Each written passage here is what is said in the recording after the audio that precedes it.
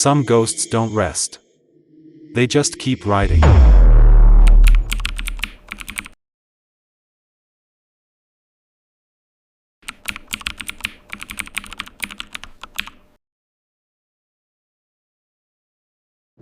There's a street on the outskirts of town called Ravendale Avenue, the kind of place where streetlights flicker even when there's no wind, and the silence after midnight feels heavier than it should. Every night, the Route 47 bus passes through it, an old city transport line that used to run between downtown and the industrial side of town before the route was officially shut down years ago. But every so often, someone still sees that bus. Some say it moves slower than it should, gliding like a phantom across the wet asphalt. Others claim the passengers never speak, never blink, their faces pale and unreadable. And the strangest part? Those who claim to see it swear it always appears when the night feels thickest, when the streets are empty, when you'd least expect it. No one pays attention at first. It's just another bus, headlights dim, windows fogged, moving too slowly for the time of night. But one man did. His name was Calvin Morris, a 34-year-old accountant. He was tall, just over 6 feet, with a lean build that made him look a bit older than his age. His hair was dark and neatly combed, but the stress lines around his eyes betrayed late nights at work.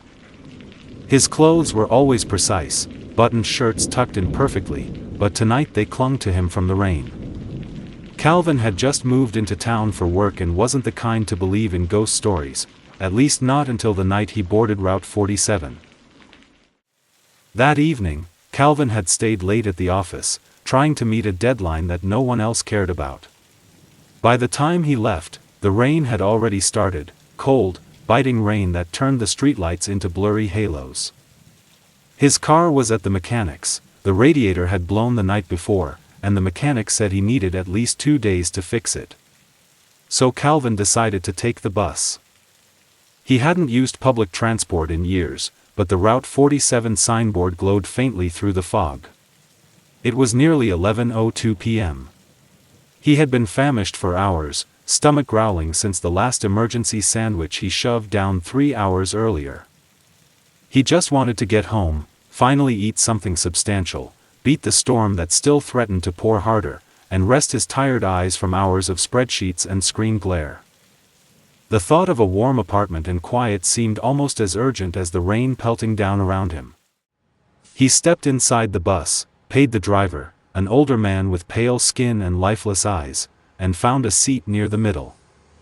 There were only 2 other passengers, a woman staring blankly out the window and a man in a business suit sleeping against the glass. The bus smelled faintly of rust and wet wool. A few stops later, the bus slowed. Calvin barely noticed until the doors hissed open. A teenage boy climbed in first, maybe 16, wearing a mud-stained gray hoodie, his school backpack strapped tight to his shoulders.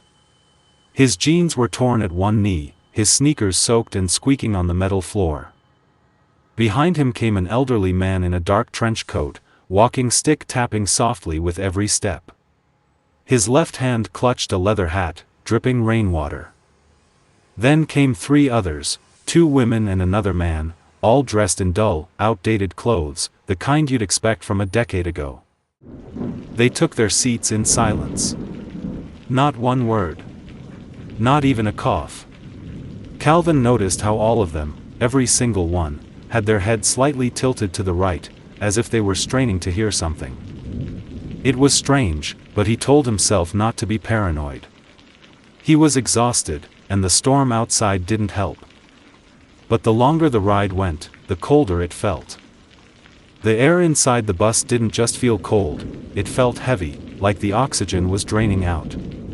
Calvin rubbed his hands together, exhaled into them, and stared at the fogged window.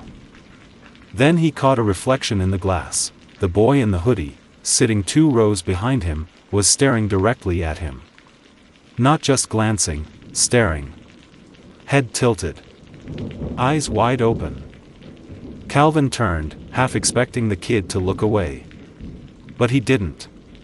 Neither did the others. The elderly man, the 2 women, even the driver, All of them had their heads tilted, eyes fixed on Calvin like he had said something offensive without realizing it. He swallowed hard. "Long night, huh?" he muttered under his breath. No one replied. The bus rattled along, and the hum of the tires on wet asphalt filled the silence. When his stop finally came, Calvin almost ran out, his chest tight with unease. The driver didn't even look at him when he said, "Next stop." He told himself it was nothing, maybe they were just weird people. Maybe the driver had strict no-talking rules or something. But that night, when he got home, he couldn't shake it off. Their faces, their tilted heads, their lifeless eyes, it all replayed behind his eyelids when he tried to sleep. The shadows in his apartment seemed sharper, the silence louder. Even in the warm comfort of his bed, his mind kept turning over the way the boy's eyes had locked on him, unblinking, the faint drip of water from the old man's hat echoing in his imagination. The next evening, the rain came again. He'd planned to take a cab this time, but his phone battery died before he could book one. He was standing under the same flickering bus stop light when the Route 47 bus appeared again. Same bus. Same dull glow. Same hum of the engine that sounded like someone breathing through a mask. He told himself not to be ridiculous, buses have schedules. But when he stepped in, his stomach turned cold. The boy was there again. The elderly man. The two women. The driver. Exactly the same people.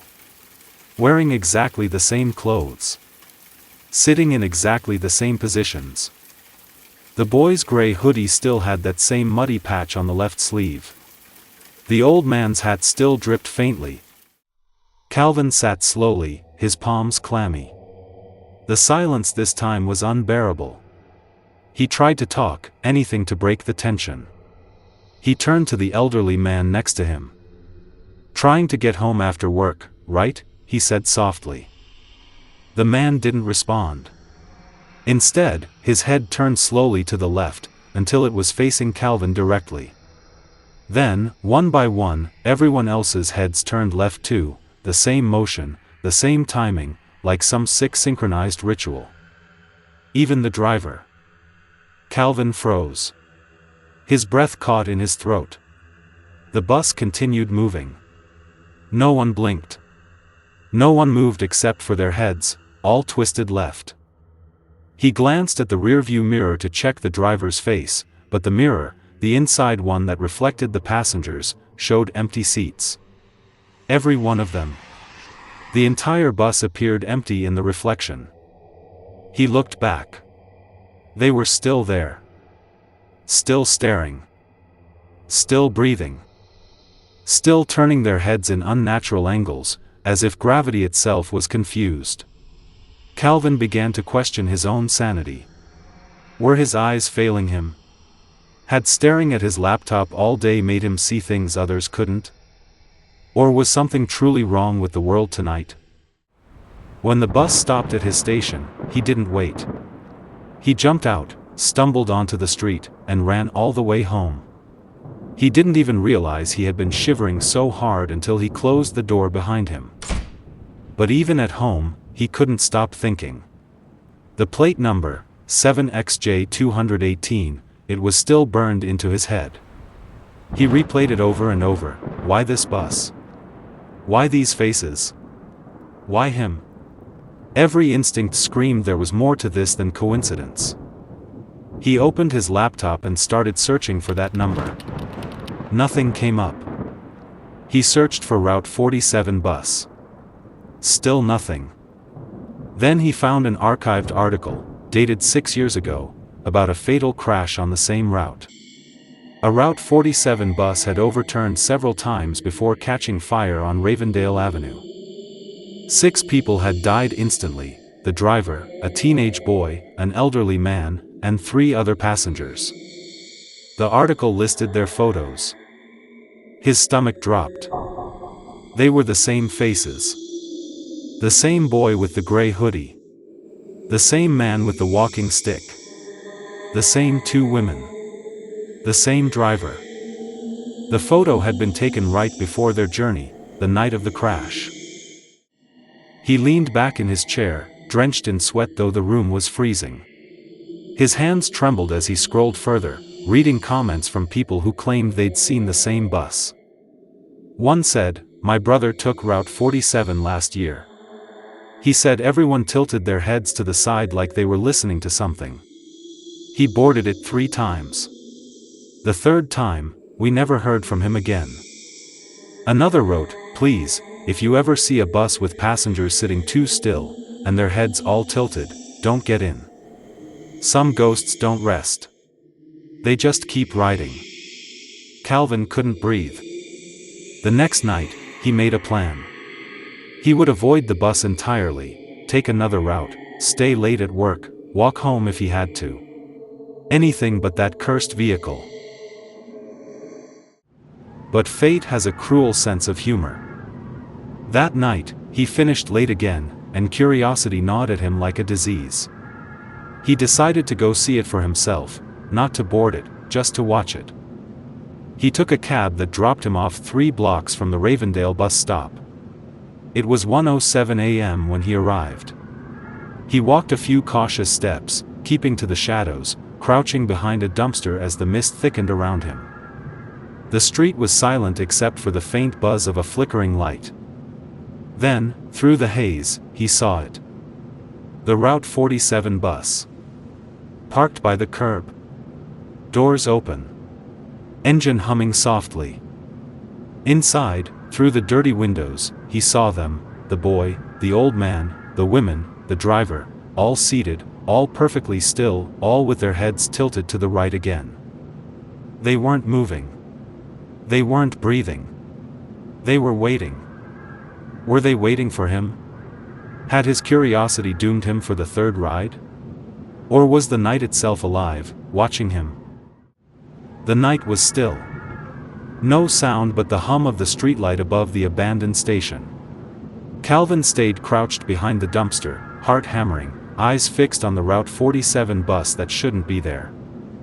Inside, the passengers sat in their usual formation, heads tilted to the right, faces drained of life, watching something unseen.